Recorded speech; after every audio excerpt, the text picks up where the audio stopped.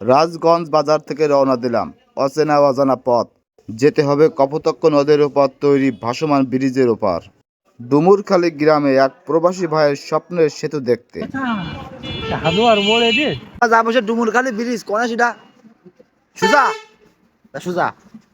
আবারও রওনা দিলাম, যেতে হবে ডুমুরখালী উজ্জ্বলপুর, দুই গ্রামের মাঝখানে।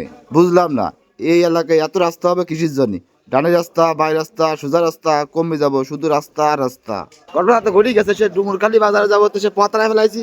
এনে তো সব পথ, এই হবিগঞ্জ এসে গেছে আড়াইয়ে পথ, এই জায়গায় এসে ধরা খাইছি। কোনে যাবো চিন্তা ভাবনা করতে। কপাল যার এক পাশে সবাই কয় ফ্যান খাসে। একজন ভদ্রলোক ভুল পথ দেখাইয়ে মাঠের মধ্যে দেশে নামাইয়ে। এমনি যা যাবেন না,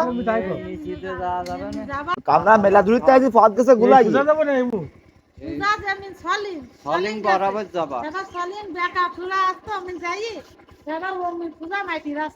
আচ্ছা কাকি, ঠিক আছে, ধন্যবাদ কাকি। কাকা ভালো থাকেন তাহলে।